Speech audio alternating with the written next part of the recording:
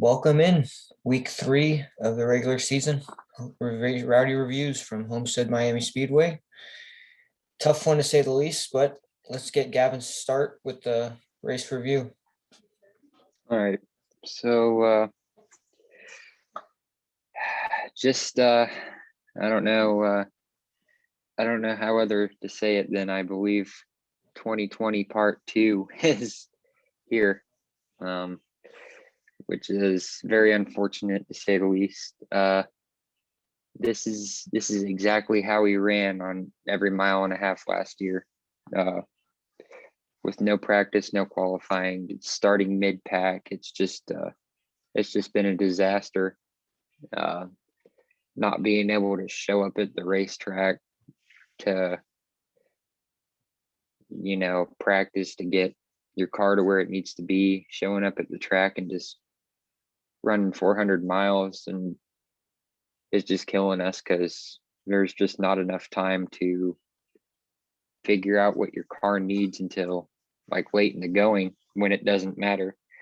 And that's exactly what's been happening, because we had a car that ran like 18th, 20th all race, and then somehow managed to get a top 10, which I figured that they were slowly figuring out something with the car, but it was just too little too late to even do anything with it. I feel like they were getting the car to where they needed it to be, but there was just no time left at that point. It's frustrating. I really don't want to get my hopes up, but at the same time, I hope we can figure something out, especially for these kinds of racetracks, because it's these kinds of racetracks that are just killing us with the no practice, no qualifying deal, I feel like. Yeah, it was a tough day. I mean, the way this weekend's gone with racing and my favorites, I kind of went into it with no expectations, so I wouldn't get let down.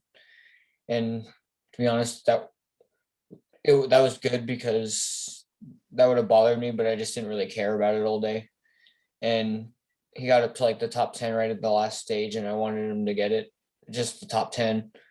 And he wouldn't have got the top 10 if Brad didn't go on that weird strategy at the end. And Custer had that issue. I think he hit the wall or blew a tire or something. And like 2 or 3 more laps, Denny would have passed us for the spot. Like right when Byron crossed the line, the scoreboard went to his picture, and I go, let me guess, he finished 11th, just because all I wanted was a top 10, and with this weekend, I don't get what I want. So I was surprised he finished 10th. Yeah, I mean, last year in Radioactive, his car was terrible. You could hear him complain about it all race. I expected it to be a little bit better than that, and it was just far worse. It kind of reminds me of Vegas last year in the first race where he just sat in 15th all race. And I don't know, it's early to tell. I mean, just like they all say, like this mile and a half is not like every other mile and a half, but I don't know. Daytona is Daytona. The 500, you can't really count that as part of count that as whether you're going to struggle or not the year. Last week he should have finished third, and that was just a freak deal with the caution and stuff. And today, yeah, it's just tough. I mean, not much more to say about that.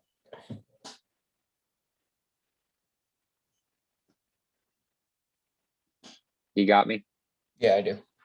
Yeah, I kind of cut out there for a minute, but well, we're in 2021 now, and we've got 3 different winners to start off the season. Wonder how that's going to play out, like going in further. I know in previous years, you'd usually see a guy start out strong with like 2 wins or 3 wins right off the bat. Wonder if we'll see another new winner next week. I mean, in terms of 2021, I doubt one of those 3 are going to win next week. It's hard to tell. I mean, like the first half of the race, you had the contenders in the top 10, and then the last stage, they all just fell off. Like Chase was in the top 10, Logano, Keselowski, and then you look up the scoreboard, they're like 15th to 25th. Like, what the hell happened? And Newman was the surprise of the day, finishing 7th. It was good for him. I tweeted it during the race, and I firmly believed it. If Buescher won that race, we wouldn't have. I said if Buescher wins this race, we're not making the playoffs this year. But Byron, you kind of expect to be up there in the points. Last year, he finished out strong, and this year, you just had a feeling he was going to win at least at some point. So, not really a surprise winner this year. But I don't know. Playoffs aren't going to be easy if we don't win. I can tell you that right now. Yeah, I mean, I hate to say it, but if we don't figure something out, it is going to be just like last year. Just if we can't figure out how to how to adjust the car, because we've got what we've only got a few more races with practice, but that I don't know. I mean, that's for the new tracks though. That's still good. I feel like it's still going to be a struggle with practice going to these new tracks. So unless I don't know, I just hope that we don't run 15th, 20th all race every week like we did last year. The only race I'm looking forward to right now is either Sonoma, because I can go, maybe, possibly. They said they were talking about letting some sort of fans in, or I have to wait until the playoffs for Bristol, the Bristol that I like. But every other track I don't really know. Martin's really strong at, but last year was tough. Phoenix, he's always been good at. Last year was terrible with the low downforce too. So Bristol's the only track where he seems like no matter what car he has, he can drag it up into the top 5. I'm excited about. Well, I'm excited about Richmond and Martinsville this year just because they've already they're doing limited fans, but I really can't tell you if I'm going or not yet because I don't know. I mean, it was just announced this past week that they were going to try to do.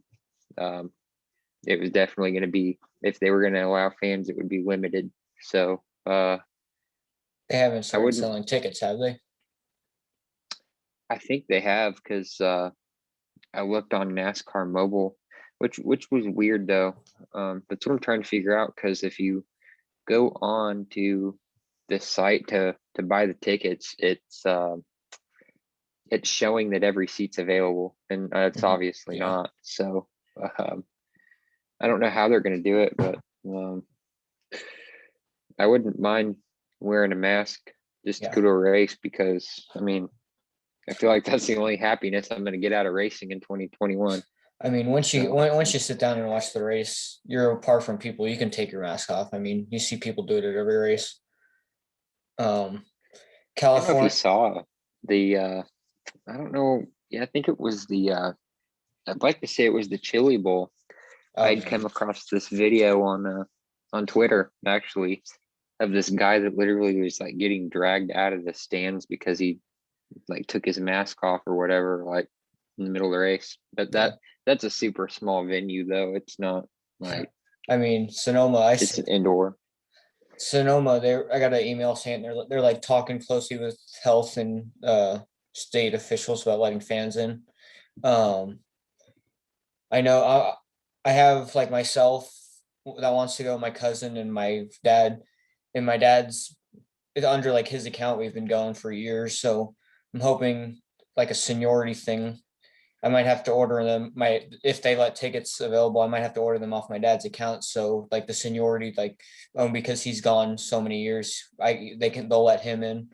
But yeah, if I get a message saying Sonoma's allowing some fans, the second ticket sales are available, I'm buying them, because I haven't gone to a sporting event since February last year, and yeah, that's probably the only joy I'll get out of the COVID era, is if I can go to Sonoma, then I won't care what happens. I mean, garage and pit access isn't going to happen this year. That's just something I have to accept. But where I live in California with our governor, just allowing fans into Sonoma would be really big for me. Like, I know some people are different in that regard. I mean, I can, kind of like you said, I can go to a race and not really give a crap what happens. I mean, if I'm there enjoying the atmosphere of the race cars, the smell, the sound, all that, I'm happy regardless of whatever. But there's some people that if, they'll spend a certain amount of money on seats, and if their driver doesn't make it through lap one or whatever, they leave the track. It's like, Yeah, I'll do that on I TV, don't but know. not Some people there. are just different. Yeah, I'll do that on TV Yeah, sometimes. exactly.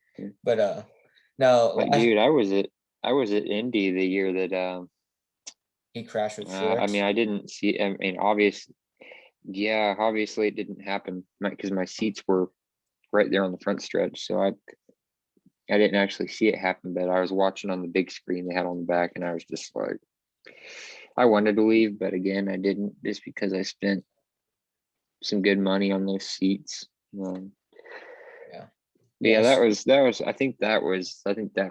that turned out to be the worst race that I've been to, just because, like, I could have watched him, I mean, obviously history being made if he would have won 3 Brickyards in a row. But Yes. Sonoma it isn't happened. It happened. We, S- we Sonoma isn't one of Kyle's best tracks, so I don't really go in there expecting much. But that last time I went, 2019, he was in second behind Truex, catching him. And when he couldn't get to him for the win, I was a little disappointed about that. But I went up to like the finish line grandstands of Sonoma and like called out Kyle's name and said good job, and he gave me like a thumbs up. So he heard that, and that was like after the post race interview and stuff. But yeah, I don't know about that throwing people out for masks at the Chili Bowl. I don't, and they'll I'm sure they'll make sure people are wearing masks if we can go. But I sit at the first row. Like once you buy a ticket, I don't know how they're gonna do social distancing, but I like to sit front row at Sonoma, the first row. I'm usually in like turn 9 through the S's or turn 2 up that first hill. And the first row, I'm like one of the only people that'll sit in the first row. So I don't know how they're gonna do that with COVID if they let people in. But yeah, I won't really care what happens that race. I'll just be happy to be there. And I'm wondering how they're gonna if the driver's gonna go through like a different gate, because when they go in the garage, if when the drivers enter the garage on Sunday, they always go through a gate where fans are like standing outside waiting for the drivers to walk by. That's how I meet all of them. But yeah, I'm just keeping my fingers crossed that I can go. Yeah, that'd be nice. Like I said, I mean, if I can't get ticket, I'm wanting to get tickets to, because if COVID wasn't if COVID wasn't here, or if COVID never happened or whatever, my goal would be to go to, Richmond and Martinsville times 2 this year. Like, go to all 4. But I'm kind of in that boat where I got to pick one. And, like, if I can't make it happen, because we're getting ready to approach it, like, it's coming up. So if I can't go to any of the spring races, then I definitely want to shoot for one of the fall, which I'm really saying that my best shot would just be going to the spring, because my wife will be due right around Martinsville, Richmond time. Both of them. So yeah, well, yeah, it would actually be, because They're like 6 weeks apart. Martinsville's in November, so it would actually be Richmond. Yeah. I couldn't go to Richmond in the fall, so I really just want to go. Like, I'd prefer spring just because it's sooner. Yeah. But at the same time, I don't know if it's already sold or what. I can't really tell. Yeah. And my cousin went to the championship finale last year. He drove out there, so like if he's going to go to any of those races in Vegas or Phoenix this year, I'm going to go with him. I'm going to save up to help him out and go, because I just want to be at the track as much as I can. Like they go to Supercross in Oakland every year. They're not going to California. And usually the finale's in Las Vegas, but this year it's in Salt Lake City because of the COVID. And my favorites in the championship chase right now, and I don't know. I want to. I have a lot of thoughts going on about that series, and just kind of trying not to think about it because I don't want to get disappointed. But IndyCar in Laguna Seca and like the season finale, I want to go there, and I know my cousin will because he's a Jimmy fan. F1, I'd just be happy if they go to the America, but F1 I have to wait on. But I don't know.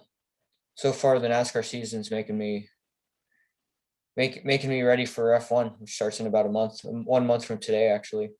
In 4 days, Mercedes avail, or no, not 4 days. What is it? The second Tuesday, Mercedes got their new car unveiled, so I'm ready for that. I'm ready for IndyCar to start. I'm ready to see what Jimmy could do in those cars. Sheesh, I was looking at the schedule. IndyCar doesn't start till like April 18th because of St. Petersburg getting pushed back. Like, that's a long time. Yeah. So it looks like I'm just gonna have to stick with being disappointed on Sundays until April. Yeah, let's just talk about. I'm not. I don't mean to have that negative that look, but it gets to me because it's like I don't really want to say, oh, it took me one race to give up on the season, because I'm not that kind of person. But when you're watching a driver struggle for what 3.5 hours straight, you're just like, oh, this is just like last year, like the track and everything. But last year, I mean, it was like this every single intermediate 1.5 mile race. We were nowhere near the front unless we were lucky. Like Texas, I mean, Texas, that was good. He actually had a good car. I don't think he had the best car, but he had a good car. But 1.5 was just bad.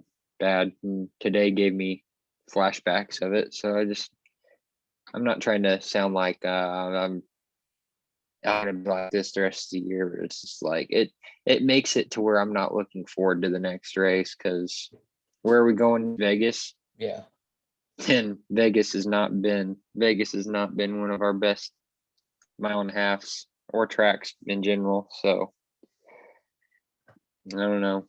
Yeah, I can say next week what I'm looking forward to is the truck race, hoping he can beat all the kids, because that's how Cup Series has been lately. We gotta look forward to the lower levels.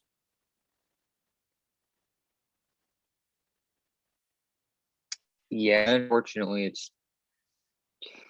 that's become pretty unfortunate too. I mean, that kind of started in 2020, but just to be able to see him in victory lane was to look forward to Xfinity and trucks more than Cup, because this is going to be our only chance to see him win.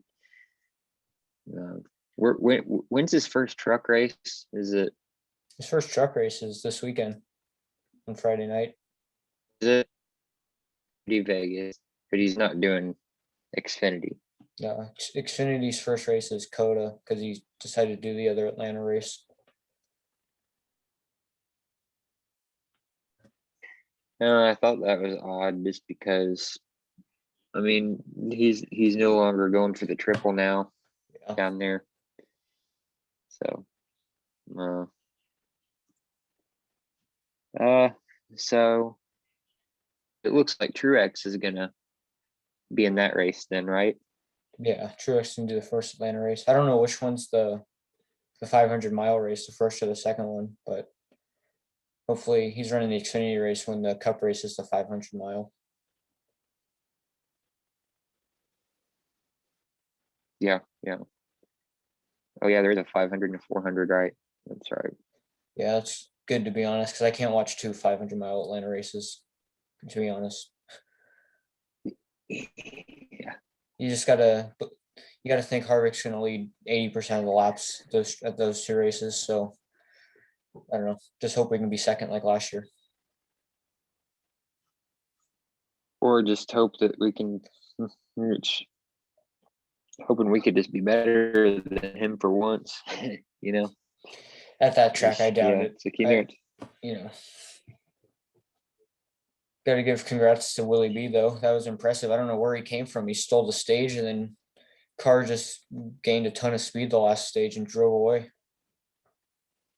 yeah, like there for a minute, you know, I just like, just because of the track and everything and the style of track, I'm just like, I saw Larson in second. I'm like, Larson's gonna win this race, and then yeah, Willie B just took off.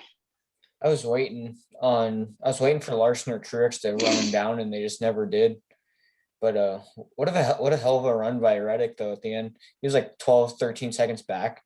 I firmly believe if Larson or Truex weren't there, he was going to catch Byron before the finish at the race. Yeah, That would have been the craziest thing I've ever seen. But yeah, Reddick's good. Reddick's good there. yeah, all that traffic, and he was like 4 seconds behind when he passed him, and he still finished like 2.5 seconds behind him. So I don't know. Reddick wishes Yeah, that was every week. I think that's his best track, probably. Yeah, for sure. I mean, he won both Xfinity races. Well, not obviously not last night, but I mean, he won 2 championships along with the race, right? Yeah, that 9 car, he 2 was years in a terrible all row. year. And then yeah, obviously with the RCR, the 2, but he also, I mean, also finished. He also got second in what both of his cup races there so far. Yeah, at least he remembered when the checkered flag was this year. If you remember last year. Yeah, I do. That was funny. Yeah, there's a lot of people that dog on Reddick and don't like him, but I personally can see he's a bad guy because he, Yeah, I grew up watching him race late models, man. He came down to my local dirt track all the time when he was just a kid, yeah, running the crate weights. So I mean, I used to watch him race like every Friday night in the yeah. Midwest. Ever since he was on BKR in the truck series, I knew he was a wheel man because I remember this Pocono race where he wrecked like 2 or 3 times, and he was sliding all over the place, keeping it under control, and I think he still finished relatively good. But yeah, he's never really one to. He's never really one to say the wrong thing. Like he's generally in a good mood, except for maybe last night. Yeah, he was in a good mood because his teammate won. But tonight he could see he was disappointed from that restart. He said that cost him the win.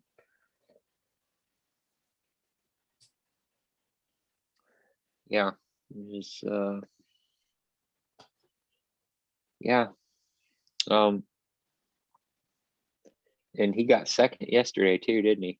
Yeah, he got second, but he failed inspection, so that's that. But Yeah, that's what I was getting ready to say. That would have been a bummer if he would have won and then failed inspection. I'm not gonna lie.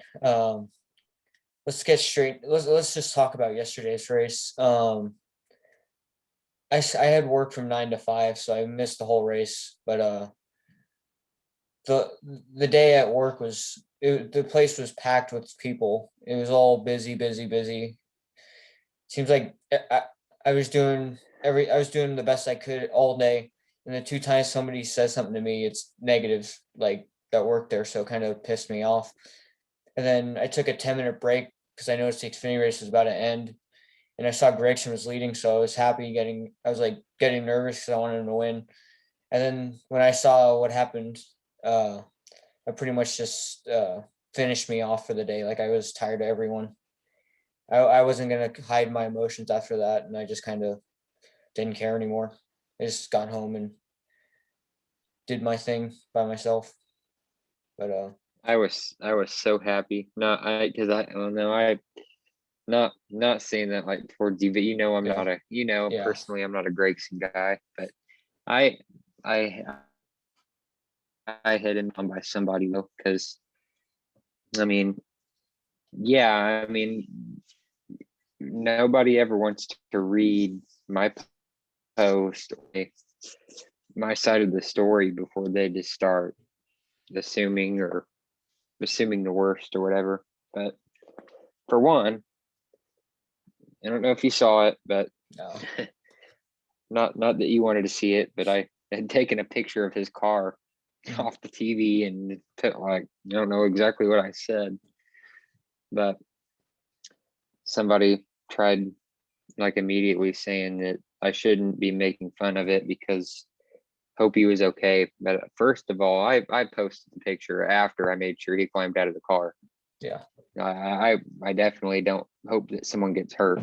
That's for sure. But I've just after the I don't know, what was it, Canadian Tire, the race where he had gotten under Todd Gilliland, and then there's been some races since he's moved up that he's just gotten into guys and just, I mean, that's just that. I mean, I think sometimes, I mean, like I said, I mean, it kind of reminds me of like a Joey Logano or whatever. I think he's got a good personality. He's a kid, this track, I just don't like him. I think he's just over his head, kind of too aggressive at times, and I don't know. I mean, I'm not trying to say he's a terrible. He's not. I'm not making him out to be terrible, but I just haven't been a fan of him since, just because um, of those things. But I mean, what was your opinion on that, though? I mean, I don't know. I mean, a lot of people are saying the 13 blew a tire, but His all tires of his were up. tires were up though Yeah. after his tires were up. Do you think he just overran the turn, or do you think something like broke or something? Because he obviously he went into the wall like before Gregson got into him. Yeah, I don't know what to say. They showed pictures of his corded tires, but like you said, his tires were up right after that happened. He stayed out, didn't pit right away, and I don't know. They didn't show all I saw was on all they had of him on camera was him into the wall. I don't know if he got loose or what, but I don't know. I haven't seen my favorite truck driver or favorite Xfinity driver win in some year and a half, so not really surprised about anything anymore. Yeah, my favorites on my wall over here are just gonna stay winless all year. I was really hoping for that win. What was it? Happened last Friday night? Was it? What's yours? Yeah, Truck? John Hunter. Yeah, John Hunter had ran out of fuel or some shit like that, and it's like, it's, I don't know. The dominant truck just didn't win the race. I don't know. I feel like it's just one of those things.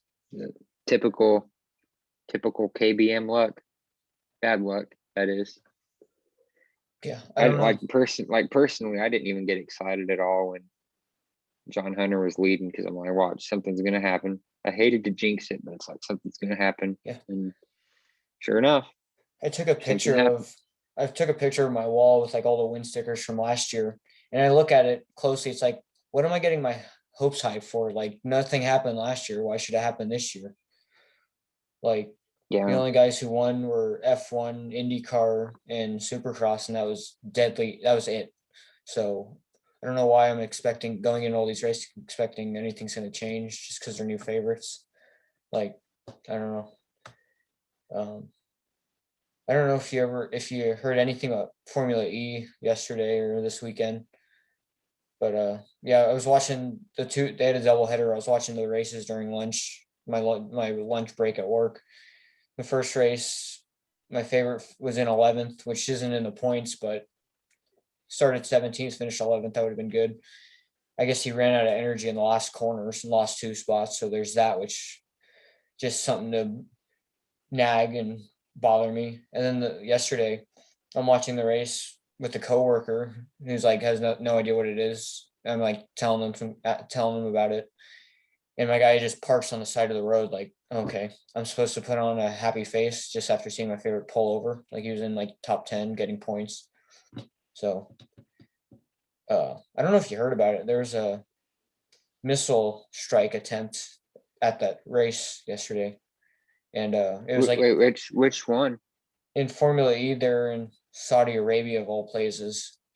And there's a video of like a missile coming and it was like intercepted by the country. But F1's supposed to go there in like November, and a lot of people don't want it to. And after seeing that yesterday, I don't know, they got to do something to cancel that because that country's not in the right place to host any type of sporting events. Yeah. And I don't know. I'll send you it after this podcast. Have you ever seen Mark Webber's Formula One crash where he like hit someone's tire and went flying in the air like an airplane? It was like in 2010. And I can't say that I have. Oh, I mean, if I see it, I might be familiar with it. I've seen a lot of like wicked, nasty F1 crashes, but I mean, I'm sure if I watch it again or watch it, I'll either like be like, oh yeah, or nope, haven't seen it. But Yeah, yesterday there was like the race was 45 minutes, and then with like 4 minutes to go, there was a safety car, and then they red flagged the race, and immediately after they said the race will not restart, meaning the race was over. And I had no clue what was happening because I just saw two cars crash and thought nothing of it. But then I saw a picture like 10 hours later when I was home, and this car was upside down. I go, what the fuck happened? And I saw they didn't want to post any clips because the guy was taken to the hospital. He's all right. He was cleared and he was all right now, but there was some just kind of standard camera, not from TV. And the guy in front of him tried to defend into the corner and he hit his back tire and just flipped, like blew over and land like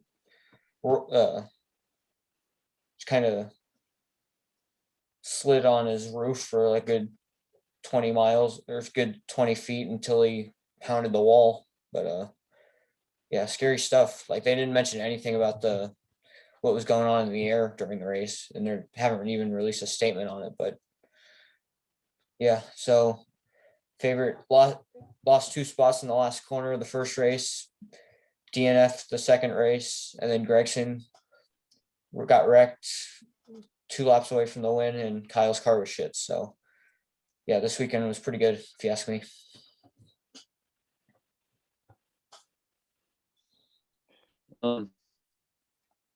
Yeah, uh, personally, I only saw the highlights of Cup race just because well, for one, my day at work was just horrible just because of there were so many things that we thought were going to happen that didn't. Completely opposite happened. And like, we were supposed to we were closing early and ended up closing late, which nobody really understood what was going on because this was like an out of the blue decision to close early. So nobody had like a set time of being like, okay, we're going to close at 3 or close at 4 or close at 5. Their ideal of closing early was, well, if the restaurant's kind of slow between 4 and 6, we're going to stop bringing people into the restaurant at 4:30. And then our goal is to stop serving people at 6. So it's like, you could be closed anywhere from 4 to 6. We stayed open till 6:30.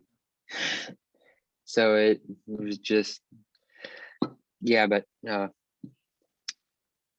just I was watching Twitter all day, listening to some of the MRN broadcast, and then just I only it only took like a couple tweets and like 5 minutes of radio coverage just to realized how bad Kyle's day was going and how bad the car was. It's like, well, no need to sit here and waste my time with it then. Yeah, you missed nothing today, to be honest. Even the racing wasn't all that great. I really missed this race being the championship. Phoenix, Weekend. yeah, just the racing at the track's good. Like before the new package, which is a whole nother topic. Even Reddick, like he could still run the wall with the new pack with this package, and just brought up more battles and instead of a flat track with the entertainment green white checkered in the two lower divisions to decide the champion. But I don't know. Having this race in February is not right. Um, they need to switch around the championship race because Phoenix just wasn't it last year, and I was all for it, like giving it a try, and we tried it, and I didn't think it was good. So No, I didn't either. I mean, I have a feeling that they wanted to focus on that track last year for the championship just because of all the money they put into it to kind of like redo the inside of it, if you will, or whatever it was they did. But the racing just wasn't good there. And yeah, another one of those races where we ran like shit. yeah, the fall race, just like The fall rate, the spring race, we were close. Just we not were close average. enough. We were average. Kyle did what Kyle does, finish third, but the fall race is just like a summary of 2020. He hit the wall like 3 or 4 times. But I don't know what other tracks could be the finale, to be honest. Martinsville. Yeah, I mean, shit. I like it. I like it where it is right now, being a cutoff race. Because if that's the championship race, it's gonna be like 2017 on steroids. They're just gonna hit each other until there's no one left. Like that truck race last year, Ben Rhodes would you just use the guy in front of him as a braking marker. Yeah. I like the tracks with multiple lanes. Like, I mean, California gets spread out auto club, but I like how many lanes there are. Um, I'm interested to see how that's going to be with the short track. I don't know, the banking and the layout they have proposed doesn't really lend yourself to thinking of much racing, but I guess we'll just have to wait and see on that. I hope a road course never decides the championship. And yeah, if super speedway ever decides the championship, I'm not watching NASCAR anymore, to be honest. That's just the truth. Yeah. Yeah, I hope, definitely hope not on the road course because I know NASCAR's been trying to get some more road courses in. Why, I don't know. But Chase, yeah, exactly. fans want short These tracks. What do they give us? Road courses. these tracks just aren't, or yeah, these cars just aren't built for road courses, if you ask me. It's Yeah, these cars are too heavy for road courses. Yeah, I'm disappointed they're getting rid of Chicagoland. That was some good racing. I don't know if they're ever going back to it or if it's just a year off, but I don't know. They were gonna remodel some of the venue around it, around the track, like an amusement park or something. And I hope they go back to that track because even though Kyle's kind of average there, it's fun racing to watch. It's I was fortunate to go there one year. That's actually when I met Kyle for the first time. Chicagoland 2014. 14 playoffs started, right? Yep. When I saw the yellow playoff banner and the splitter and the spoiler, I thought it was the coolest thing ever. It really fit with Kyle's yellow M&M's car too. Yeah, that was the very first, that was the very, like, literally, that was the very first playoffs race in that format. Uh, yeah, I got to see the car with, I've got a picture on my phone. I'll send it to you. I've got so many pictures from that weekend, but I've got a really cool, uh, I've got some cool shot at or close up shots of Kyle's car with all the playoff markings. Just because I thought it was sweet too. And then when Monster took over the sponsorship, I really liked the green markings too on some of Did, the cars. But the did you go playoff to the? markings last year were just lame. They were what, white last year or You couldn't whatever. even really see them. Yeah, you couldn't really. I wonder. Did you go to that nationwide race? I think you might have won that. No, and I was pissed off about that. So here's a story on it that um yeah, so let me think what I was gonna say here. Yeah, so the nationwide race, they had ran everything like in a complete different order that day because of they had rain at the track that weekend. I think it was Friday Mhm. and a little bit of rain Saturday, I think, or something like that. So they completely reversed the schedule. They said they were going to do Xfinity for or what was then nationwide first trucks at night, and then of course Cup was Sunday. But of course Kyle does what? Leads 3/4 of the race, and then there's the freaking idiot that just ruins the race. I think it was Brendan Gaughan went 3 wide because we were there was a late race caution. Of course, the um can you still hear me? I can hear you. Can't see you. Hold on just a second. Sorry, my phone messed up here. All right. There it is. The Kyle Busch caution, if you will. That's what I call it. Because most of the race was clean. Um, most of the race was clean here till until the end. Yeah. Sorry, I'm trying to figure out my camera real quick. All right. I think what happened was is I had a missed call and it kind of just fucked up my camera. So there we go. Am I back on? Yeah. For now. There we are. There we are. Okay, we're good. We're good. Yep. So anyway, 3/4 of the race was green, of course. Like one of the cleanest races I've ever seen. Like for one at that track, and then two for nationwide. And then we had a a debris caution late in the race. Kyle was like had a 3.5 second lead when the caution came out, and then everybody pitted, and that put us like in sixth on the restart because there was a couple boneheads that stayed out. Brendan Gaughan was one of them, He won that, didn't and he? Or no, was that Kentucky? that was Kentucky. Harvick ended up winning this race Oh. because Harvick was in it too, but which made me mad because Harvick was like nowhere to beat. Harvick ran like third. Harvick ran like third or fourth that whole race, and Kyle dominated. But yeah, so that caution came out, and then on the restart, coming out of one, Kyle was making a pass on Gaughan, and Gaughan just wasn't giving any room, and then we like got completely loose and about lost it. So then by the time we came back up, it was like 15 laps to go, and because after all that with Gaughan, it kind of messed things up. So we were only able to come back up to second, and that's where we finished after dominating the whole thing. At least there's And no.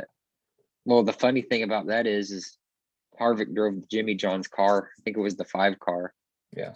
And we were walking down the steps to like exit the stands, and there's a Jimmy John's guy handing out subs. I took it and threw it threw it over the gate or the fence or whatever. I Not in chucked front of it that guy, because I did was you?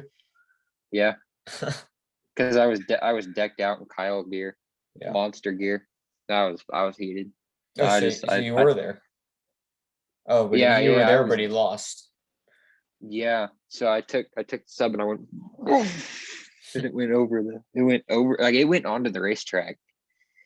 There's no, I mean, well, there was security. Shades of Junior Nation. There was security, but obviously I didn't. Well, I don't think they see me do it. I probably would have gotten. Somebody would have said something to me though if they would have seen it. What are they gonna do? Kick you out? The race is over. Yeah, exactly. But anyway, he went on to win. He won the truck race that night though, because he was in the truck race too.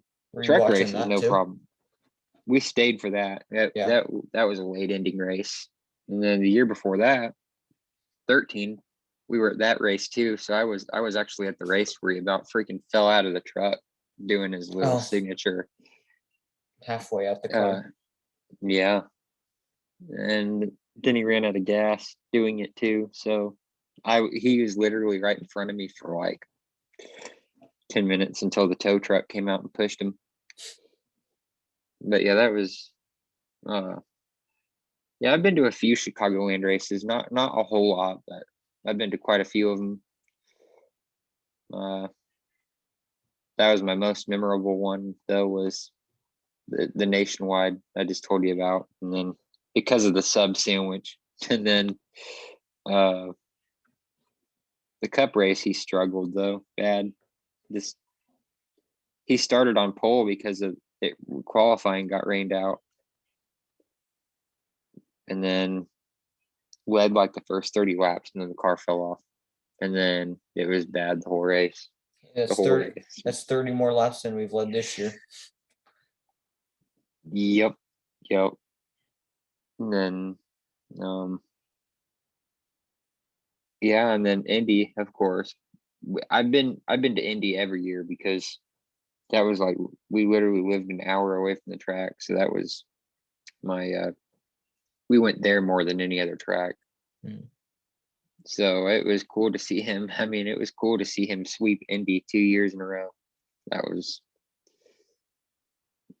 one of my bucket list of events I've been to, just favorites. Were you at Sonoma in 15?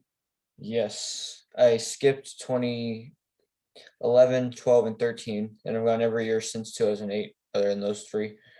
But yeah, I was in 2015. My cousin, who was a Jimmy fan, he wasn't with me. He was with someone else watching the race, and he was in turn two. I was in the S's. And yeah, when he took the lead, I was about to have a breakdown. Like I was nervous as hell if the caution was going to come out again or what was going to happen just because of everything. And yeah, I pretty much lost my voice when he won. And I was in turn 9. You know where victory lane is, like right by the finish line. I told my dad, I was 14 at this time. I told my dad, I go, I'll meet you at victory lane, and I just sprinted over there as quick as I could. And yeah, that was pretty memorable. There was this one kid about either between like 5 to 10 who was like, this mom was like picking him up and putting him over the fence, and he was like going up to Kyle in victory lane and like having him sign a thing. It's like, fuck, I wish I was that brave so I could do that, but I just didn't want to get in trouble or anything. But Yeah. I don't know. His wife was really happy. She noticed me. She gave me a wave and smile and everything. And I literally sat there until Kyle left. But yeah, that was probably that's my favorite race I've been to, just because I only go to Sonoma. Not one of his best tracks. He ended up winning, especially after the foot injury. I thought he'd be terrible at that race given everything. 2008 when he won, I didn't like him. I'm not gonna lie. I think I flipped him off pre-race. I don't even know why, but I did it, and then he ended up winning. Who? I think I flipped off Kyle in 2008 because I did not like Kyle. I was a fan of Michael Waltrip, Napa, and everything. I don't know if no, I think I did that 2009 when he was in the Transformers car. I wasn't a fan of him yet, and then Man, that was let it be known, like 3 weeks later, he'd become my favorite driver after the Coke 400, Coke Zero 400. oh my gosh, man. Oh, I did not know. Yeah, I was this little kid. What was I? I was 8 years old at the time. I was like, oh, the M&M's guy is not nice. Well, I'm gonna I'm gonna pin that in the comments on this Yeah, on this podcast. Nick used to hate Kyle Busch and he flipped him off in 2009. I remember No, I asked my dad, I go, can I flip him off? He says, yeah, go ahead. dude, I got pelted with beer cans. I'm not even lying to you. 2000 it was either no, it was 2009 or 10 when they still ran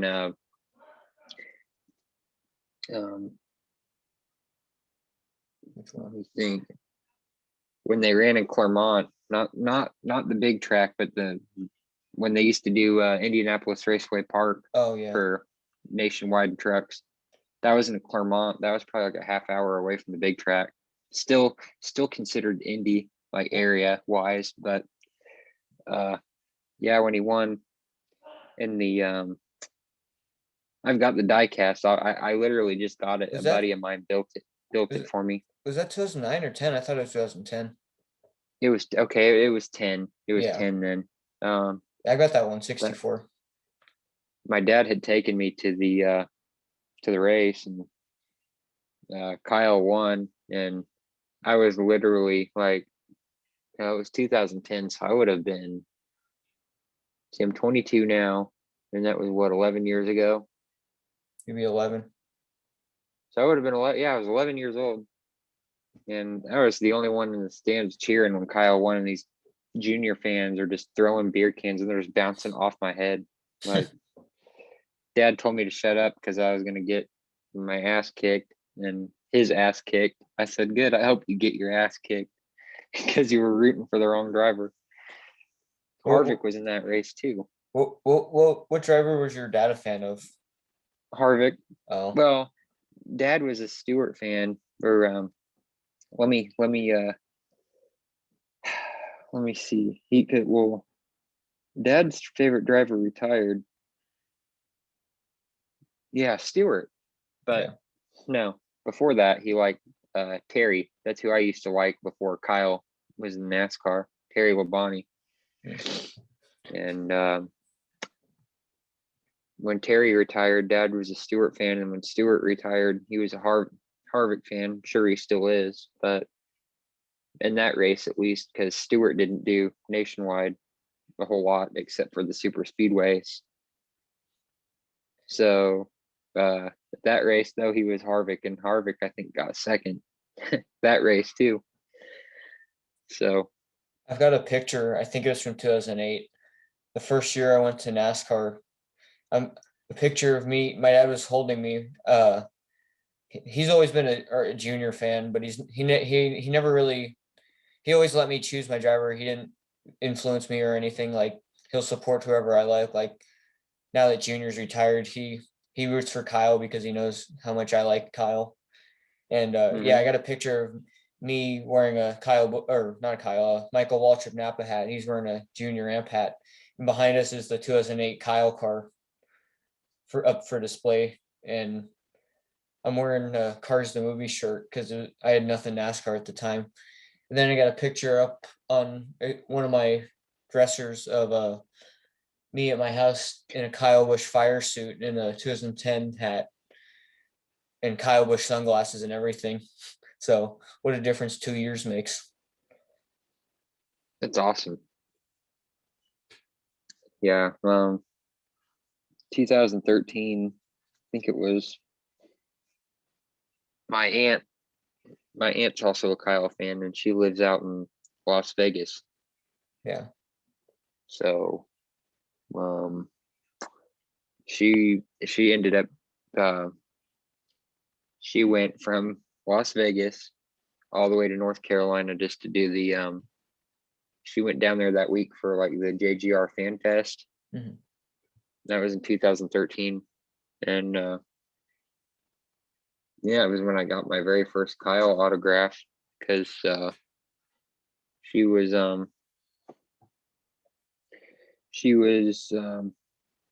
in line and stuff, and there was obviously like a limited amount of stuff, but she wanted to get something signed for me.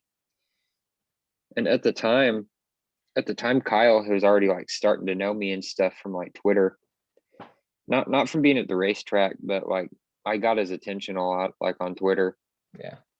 and stuff. And she had asked before she took off, or before she had to get to the next driver or move down the line. She said, "No, can you sign something for my nephew, please?" And he's like, "Of course." And uh thought it was funny because a lot of drivers are just like, "Yeah, sure," and then they'll just go with it. But he had like paused in the middle of the autograph and said, "What is your nephew's name?" And she had told him, and then she went into detail about like my at Twitter name and stuff like that. And he goes, "Oh yeah, yeah, yeah, yeah, I know him." And like, even I've got a picture of it. I'll send it to you, of the autograph itself. But he wrote to Gavin, and then underneath that was his autograph. Yeah. So yeah, he hand wrote that, which is just, it's special. Probably one of my, it's only a hero card, but it's still a special autograph. It was my first one, and uh, the year after that was Chicagoland, of course, when I met him for the first time. I'd actually met him a couple times that weekend. Mhm. The first time he was in a hurry because he was doing triple that weekend, but I caught him after the cup race when he was after he had just finished like 16th or whatever. So I'm like, I had something I really wanted to get signed from the merch trailer. Yeah. And I didn't have it signed yet. I'm like, okay, this is a great opportunity because we were getting ready to leave the track and stuff. And I had hot passes that weekend, so I was right down there where everything was going on. When the race was over, I like ran down to his hauler because I saw him go down there. Like I could spot from far away pretty good. His Like I've fire always been suit good with, too. yeah, his fire suit. So sure enough, we went down there and he's doing the Fox Sports interview right outside his hauler there.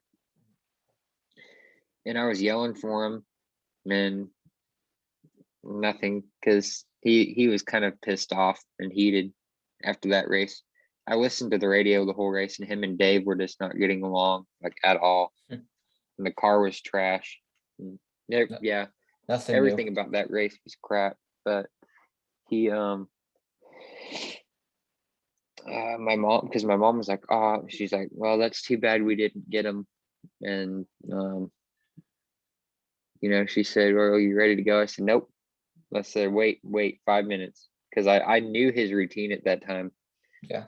After the Fox Sports interview, we went into the side door of the hauler. I knew what he was doing. He was getting out of his suit and then probably going to dip to go to the motorhome lot.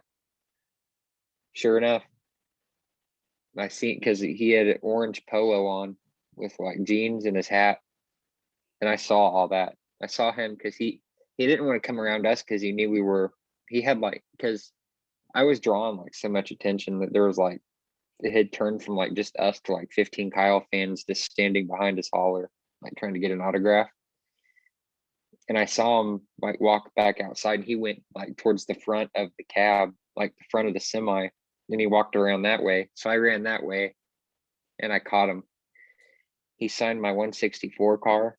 Yeah. And I tried talking to him. I said, "Hey man, go get him next time." And I said, "There's always a next week," and stuff like that. And he didn't say one word, but he was nice enough to sign my car. Yeah. Because I didn't think, I at first I didn't think he was going to do it. Like I thought he was just going to walk away from me. Yeah. But I had a lot of trial trying to meet him. Sonoma, the driver's meeting. After the meeting, he walked by me. Like I wanted him to stop, but he didn't. He just kept walking. Same thing with 2016. 2017, I never could really get close. I could never really get close to him. 2018, I don't really remember. I waited for him to go through the fence pre-race, and I never really found him. Into 2019, let alone I got to go to the whole weekend, and I ended up meeting him. The second I, the second after I met him, it's like, all right, I got a picture with him now. I wanted to get one with Samantha, and I tried all day on Sunday to do it, and I couldn't find her. But I got a picture with her in 2015, I think, the first year. She was driving, or she was getting driven to the driver's meeting, and she like waved and took a picture with me from the car. And yeah, I don't know. I want to meet Brexton, but it's weird to ask for a picture with a kid. He signed my he scribbled on my, yeah, there's a funny story there. So having hot passes, of course, is something really cool. It's pretty expensive, but of course everything about it's worth it. Yeah. Because like you said, you tried like so hard to meet Samantha for a while. No, And I met Samantha 2015, like the first time I tried. Kyle was the tough part. You never meet him. well, Samantha, the thing is, like, obviously if you have a hot pass, like go right after pre-race ceremonies, go stand right behind Kyle's pit box because that's where she goes. And I got a picture with her right by the pit box there. I think it was, yeah, it was the last race I went to, Richmond 2019. But yeah, she did her and Kyle both did I'd like to say it was 2018. Her and Kyle both did the Toyota pit pass display outside the track. Yeah, I remember that. There, and Kyle came on first. I didn't get his autograph that time because people were just assholes and everybody was pushing everybody out of the way, and it was just getting ridiculous. And I had the mindset of like, I've already got like the dude's autograph times 50, so I just need to chill out myself and let other people go before me. I needed to be thoughtful. There were kids there. There were people drunk out of their minds, just pushing people around like into the kids, and I felt bad. So I was just like, I'm gonna back off. Yeah. But when Samantha was right after Kyle, and she brought Brexton with her. And yeah, he was signing. He was like right at the he was like at that stage of his life where he was just in the like just starting to figure out like what signing stuff meant. Yeah. Like they were all obviously just like little scribbles. But he took my because I had brought in the Rowdy NOS car, the diecast, the black and red one. Yeah, I got that. Yeah, I brought that to Richmond with me because that's the one I was trying to get signed. I actually got it signed by Kyle at Fan Day last year, Mhm. 19, because it didn't happen last year. But I took that one because I wanted that one signed. But that's the one I was trying to get him to sign at the Toyota thing that I just told you about. But that was just a disaster. But she signed it. She was able to sign it, and Brexton took it and tried to sign it too. And Samantha took. She's like, no, don't. She said, don't. She was only letting him sign like cards and Hero pictures and cards, yeah. stuff because she didn't want him. She was afraid he was going to drop the car. I thought he But was just gonna the take fact it. yeah, just the fact that he was like holding it though was Yeah. like cool because he actually took it from me. Yeah. But yeah, it was cool. This year, Sonoma, I just hope I can go and there's fans and all. 2022, I hope everything's relatively normal because I want to use that Facebook group you gave me last year and get sponsorship for a team so I get hot passes and literally watch the race from pit road. Yeah, yeah. I was going to do that last year and I had it all set up, but I mean, I was going to pay for it when it got closer to the race and it just, never worked out. You're going to pay in Like somebody, come then April and all, and that got halted. like somebody I know that not personally, but just in a group gives me a good deal on hot passes because hot passes, like if you're just trying to get them, they go like from anywhere from 800 to $900. Yeah. Yeah, But the sponsorship deal I was working on last year was going to be like 500. I got my top pass for my last top pass for Richmond was, I think I paid 350. Nice. So yeah, that was kind of a steal just for what you're getting. I mean, Yeah. you can go anywhere in the track or anywhere. The only place you can't go is the motorhome lot. Yeah. Which another funny story about that is the security guards at Charlotte were like blind as fuck because I got into hard card zones without them even saying anything. Like I was in the motorhome lot at Charlotte, and they didn't even. Yeah, this. I saw Kyle doing the race day interview like right outside his motorhome. I was Yeah, gonna go up there, but I was gonna get closer, but I didn't want anybody to say anything. the motorhome lot at Sonoma is really like 200 feet up in altitude. You don't even want to go up there. Like you have to get one of those like little golf carts to drive you up there. IndyCar, I was trying to meet the announcer Lee Diffie. I literally ran up there. I met a couple announcers, but I couldn't find him. Um, yeah, it was nice because it was like sunset. The IndyCar race ended at like 4 or 5 o'clock. I got a nice picture of Sonoma in the sunset panoramic. But yeah, it's a long run up there. You don't even want to bother. Um, yeah, the hot passes. I don't know. I don't know if it's just sponsorship deal. Like, do you get? Have you ever did sponsorship or just hot passes? Just hot passes. Because I'm wondering if sponsorship you can literally sit on the pit box or not. Yeah, I think you can. Yeah, Like you either sit at the pit box or I'm just gonna stand behind Kyle's. But that's what I did at Richmond. I stood behind his the whole race. I don't know how long this whole mask era is gonna be, but fuck. I every person that passes me at the track, I recognize who they are in the blink of an eye. Like I watch them every week. I know who they are. Announcers, reporters, whoever it is, drivers, anything in like normal clothes. With Like that same the weekend. masks, I can't tell shit. I hope come 2022 when I want to meet more people, I hope it's all over. I hope it's all over tomorrow, but I just hope I can recognize people if next time I get a chance to meet them, like 2022, hopefully. Like that Richmond weekend in 19, I met Jeff Gordon and Yeah. Michael Waltrip. Yeah. Adam Alexander. Adam Alexander was kind of hard to get to. Yeah, he parked his golf cart, or the guy that was driving and parked his golf cart like right by that gate where I was standing. So it's like, hey Adam, can I get a picture? And he was super nice. Met Matt Yoakum, met Michael a couple years. Um, fuck. Right when on Sunday morning 2019, right when I got to the fence, I saw a big herd of people walking the opposite direction. I go, why are they walking that way? And this guy goes, that's Junior. I go, fuck, I missed him. I wanted to meet Ern Jr. I didn't even know what he was doing at Sonoma because it was a Fox race, but Yeah, I was trying to get well, because my Chicagoland deal, when I had met Kyle for the first time, yeah. that was my first hot pass, but that was a birthday gift to me because it was one of our very good friends used to be an official, Hmm. a NASCAR official. So those were free hot passes that we got. So they were yeah, I got lucky and we were going and we had showed up and um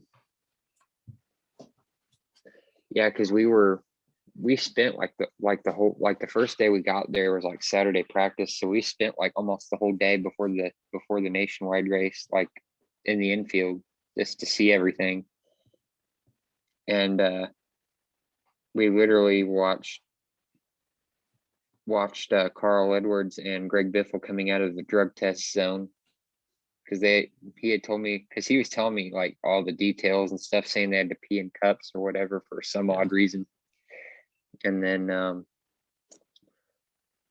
no, because we also saw like huge, like you had just explained, like a huge group of people and like a bunch of loud noises, and we were trying to figure out what it was, and he immediately looked at us and said Dale Jr. and said this is a weekly thing that we have to deal with because people like try to pull his hair out and shit. You've literally met everyone that's affiliated with Kyle, haven't you? Oh yeah, I'm going pretty through the much. pictures of Sonoma. I met Gibbs. He was super nice. He I have gave not met Coach yet. no. No, You got one of those polos on. Says FedEx, M&M's, Craftsman. I love those. It's got the four sponsors of his cars for I met every race. Jamie Little. Uh, I met Boyer. I met Byron. That's pretty cool. I got Brad was willing to take a picture of me, but the way I had my camera propped up, he was on the other side where the camera was cut off. I was like, fuck. But you know, Harvick's super. if he sees what gear you're wearing, he'll just walk right by you. And Funny story. yeah, I'll send you the selfie as soon as we get off of here. But Richmond 2019, I was standing on pit road during qualifying, because I had the hot pass, and he won the pole for that race. And right as soon as I saw Kyle dip, because I wanted to get I got my Coca-Cola 600 race win diecast signed by him right after qualifying. Mhm. But then right after that, I was trying to catch Harvick just to get a picture. So I was trying to get pictures with all the everybody else I was trying to meet, Yeah, because the only ones I really cared about getting autographs from was Kyle, and then the rest I try to get just pictures. And I was trying to catch Harvick, and I got up to him, and he saw me, yeah. but I reached my arm out like to take a picture, and he did not even look at the camera. He kept looking straight and kept walking. That's what he did to me. Yeah, they have those Like sponsor I got events in the morning. I literally, I I'm got a all, picture. I got a picture, but he wasn't. We were both in it, yeah, but he wasn't looking at the camera or anything. yeah. I got one from 2018 where he was signing stuff. He kind of looked up, like I got a picture of his face in it. The one he was doing a sponsor thing. We were up on the hill, still walking down to the track. I go, fuck, that's Harvick walking right by, isn't it? He goes, yeah. I go, yeah, that is. So then I tried to get him, but he just wouldn't stop. Tony was the same deal. Like I was like, Tony, Tony, Tony, and he was just like, nope, that's not happening. But something that was pretty cool. I met Daryl. Tony, I met Daryl the last time he was ever at a racetrack, I think. I feel like Tony always hates like affiliating with fans, or Yeah. really, that's how he's always been. I think I've met every year I've seen Larson. He's been super nice meeting him. I met Richard I met Childress. I met Larson.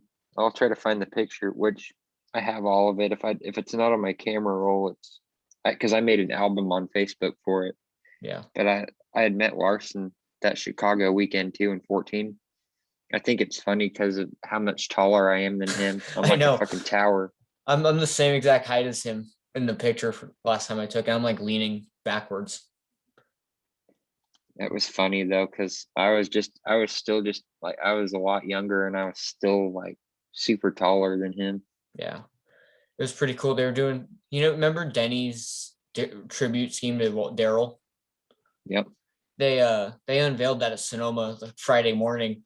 Mike Joy was like announcing it. Daryl was there and Denny was there. I met all three of them. I got a picture with Mike Joy, then Daryl, right? Look, got us a nice picture with him, and then Denny when he was all done. And yeah, Daryl was the coolest thing because it was like his last race he called, and he was busy like getting ready to go, but he's like took a minute and smiled, and it was pretty cool. I met the goat Bob Pockers. I don't know if you ever Yeah. met Jimmy Johnson. I got him in Sonoma that year. Oh, you did? Yeah, it was pretty cool Yeah. because my cousin's a diehard Jimmy fan, and we went together. My dad went on Sunday. Me and my cousin went Friday, Saturday, and Sunday. I go, I made sure my cousin got a picture with him before I bothered Jimmy because Kyle to me is Jimmy to him, and that was the coolest thing. And then like Sunday, fire suit ready. They're like getting out their fire suits. I go, hey Mason, that's Jimmy, and I didn't even care about myself. I just wanted him to get as many chances to be with Jimmy as he could, and it was a cool thing. Did he get him? Yeah, he got a picture with him in like his normal clothes on Friday, and you got a nice picture with him in the fire suit on Sunday. That's awesome. Yeah, and when I was like 6 or 7, my dad gave me all his NASCAR diecasts, and I got a bunch of the 164s. They're scratched up, but I still got them. I think he gave me a Earnhardt Jr. 8 Budweiser 124, and I demolished it. Like I throw it around, smashing it. I don't even. It's non-existent now. I got an 8 Bud car, but my cousin gave me that, so I bought my dad a 2002 Bud car because that's like his favorite car ever, and I'm he has no idea if like it's gonna come tomorrow. I'm gonna give it to him because he gets me so much stuff that I really appreciate it, and it feels nice. He always talks about a junior car, and I'm excited to give it to him tomorrow. That's awesome. Yeah, And I don't know. This is about Rowdy Energy. Do you chill your drinks right when you get them, or do you like how do they package them? So did you It's get in like 12 some. packs? It's yeah. I got a 12 variety pack. It still hasn't come. I'm afraid it's gonna be fucked up when I get it tomorrow. Okay, so it just comes in Will it like be the fine? bottom's like, yeah, yeah, Okay, yeah. because I Because ordered it the they 17th and it hasn't came yet. But I don't think they chill it at where the Rowdy Energy is, so it's got to be like the same condition. I hope. 'Cause I got clothes coming with it too. yeah, they pack it up real good, and it comes with like a obviously it's just the cardboard at the bottom, and then that plastic seal over it, Yeah. like a case of drinks, really. Um, I'm a cherry limeade guy personally. I feel like I'm gonna be Um, too. just because, well, that's the one that kind of gives me my boost because that's the sugar. Um, The that's green, one of the the sugar green, flavors. green apple's like one of the healthy ones, isn't it? Yeah, the zero sugar. Yeah.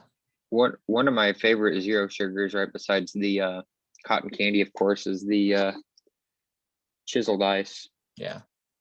Kind of reminds me of like a light Gatorade, which is I've grew up drinking Gatorade, so this is probably one of my top favorites too.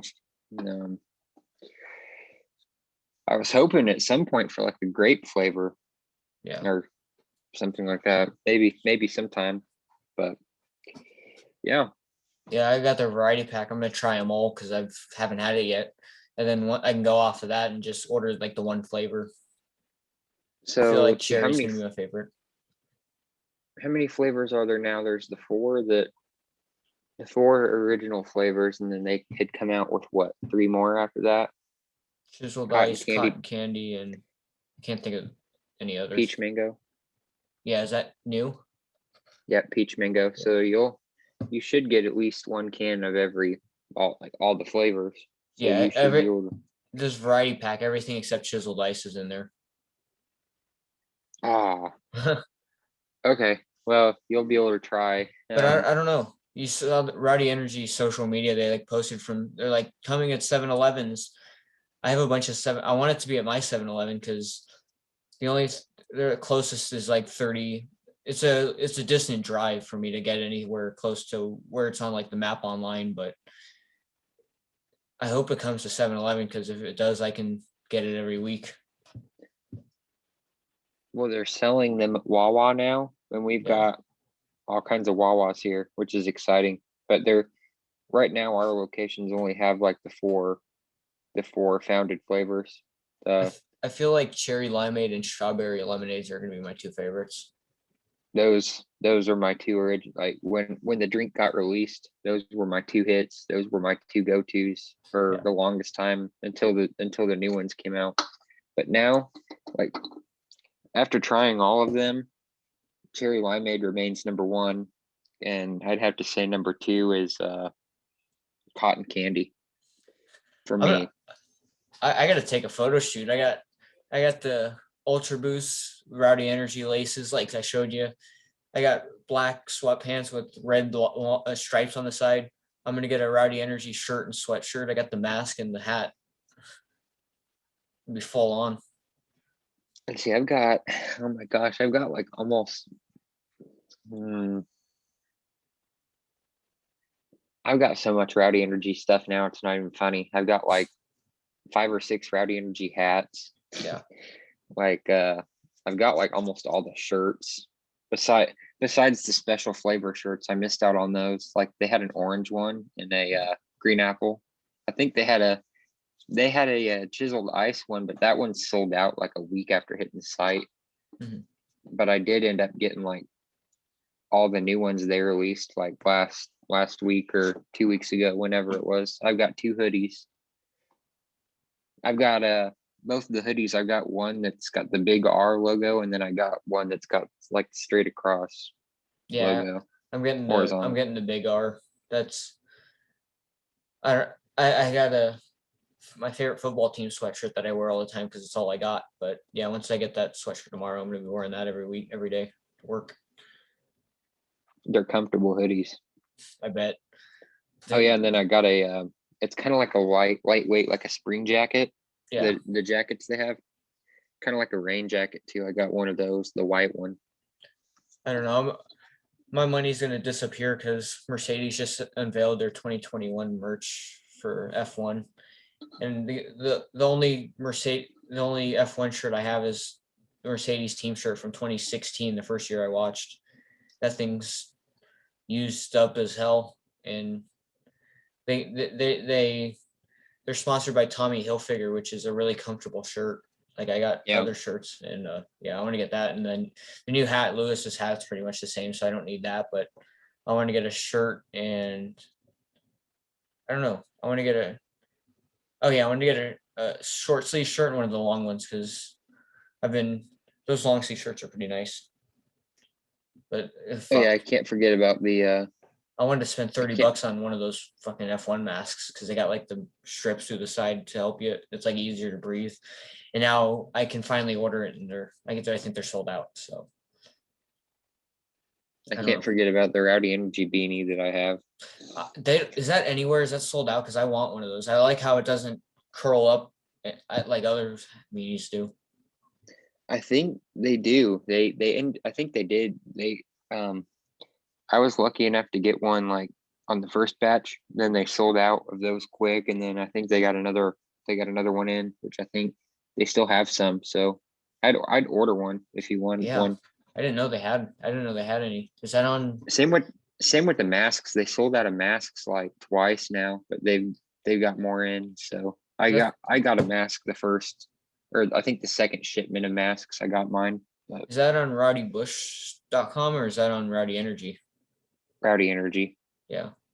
The beanie. Yeah. The mask, I got one. I wear it at work every day. It's kind of like burnt, used up as hell. Just like I want to get another one for like a backup, but I don't know. I'm thinking about getting another one too because like a few months ago. Yeah. Until I was done with it, and then started to figure out that I should probably be air drying the masks, but I lost the E. Oh, is that what you do? You air dry it? Now I do. I used to put them in the dryer, and then the E fell off in energy, so now it says Rowdy Energy. I feel like it does it shrink at all? I feel like it kind of does, like just a slight bit when you dry it. It does. Yeah. So I quit putting them in the dryer. Okay. I got brand new Adidas face masks too, and I air dry those because I feel like those are gonna shrink too if I tried to dry them. Yeah, and they're all like curled, like the sides are curled, like not curled up, but like folded in a sense, like, and then it's like you have to wear it for like a good 10-15 minutes to break it back in. Yep. Yeah, that's good to know. I'm gonna air dry it. Yeah, I personally would. Yeah. Or if you were to when I started if you were to dry it in your dryer, just not on heat. Yeah, well, we do that with all the other clothes. So yeah, I'm better off air dry it. But yeah, maybe I'll get another one now so I can use that. I have one for work and I have one for everything else. Because when I started work, I'll wear the Rowdy Energy mask during my half shifts because that's not too much work. And after about like a week, it's like, all right, I'm wearing this all the time now. I just don't care. It's the only thing I can show support for my favorite driver, so I'm going to do it. And yeah, every day I wear Rowdy Energy mask.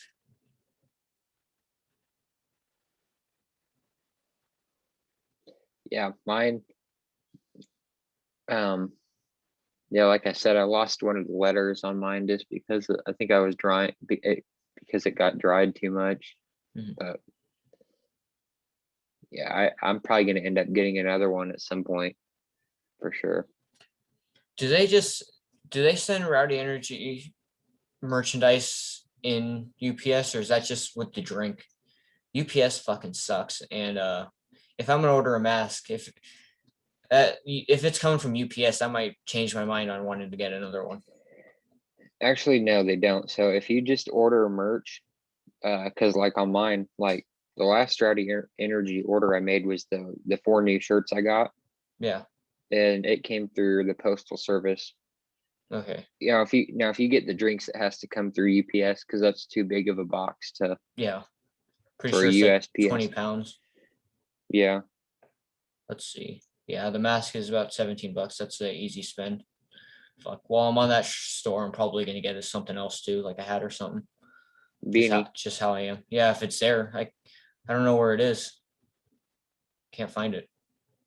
They might have sold out again Yeah, if you're not seeing it. probably. Now that I can order it, I can't find it. Yeah, it's no results.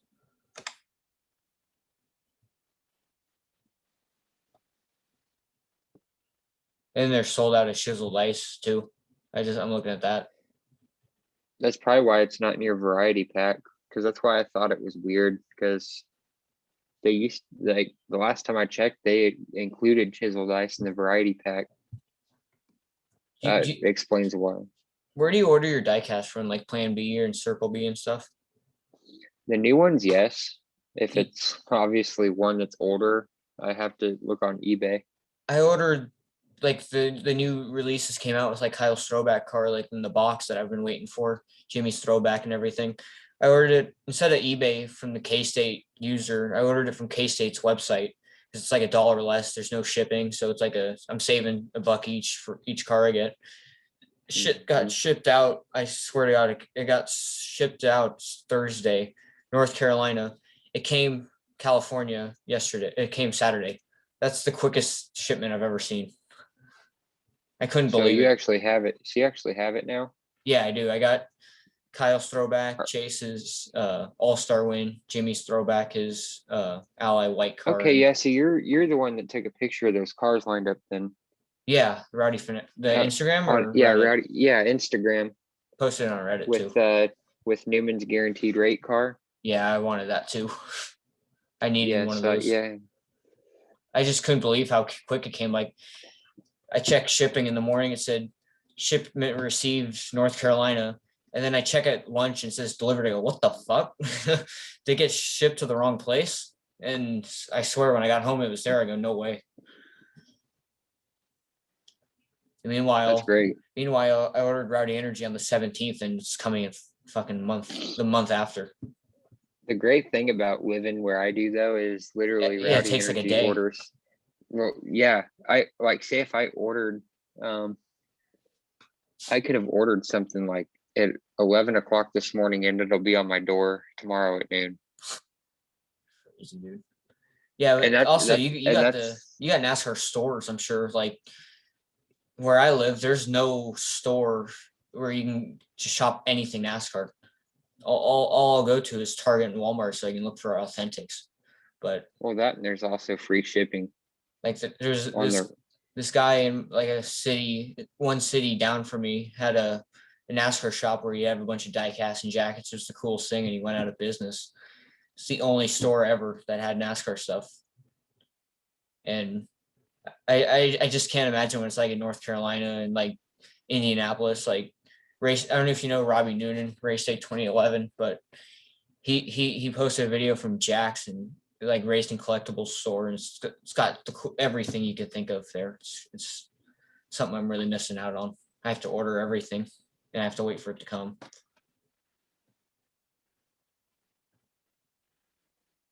But yeah. But yeah, let's conclude this podcast. It's pretty long. That was this. Well, this was a good podcast. You know, I mean, if everybody that wants to check us out or come into this episode, if you want to learn or hear a little bit of our stories, hear a little bit of our stories at the racetracks and all sorts of stuff. We have some good ones in here. I mean, the race itself didn't go the way we wanted, but I feel like this podcast kind of just as we got deeper into it, we kind of forgot about today's race, about how bad today's race was. So we just so come check us out. Yeah, thank you all for watching episode 3 or episode 4, week 3 of the year. Next week's Vegas hometown. we'll see what happens. Every week's a new week. We'll make the best of it. And, Kyle's not going to leave anything out there. So thanks for watching. I'm up to about 950 subscribers. So 50 more and I'm hitting 1,000, which is pretty unbelievable. So if you're not subbed, hit that subscribe button. Let us know what you think of our takes. And yeah, thanks for watching. On to Vegas.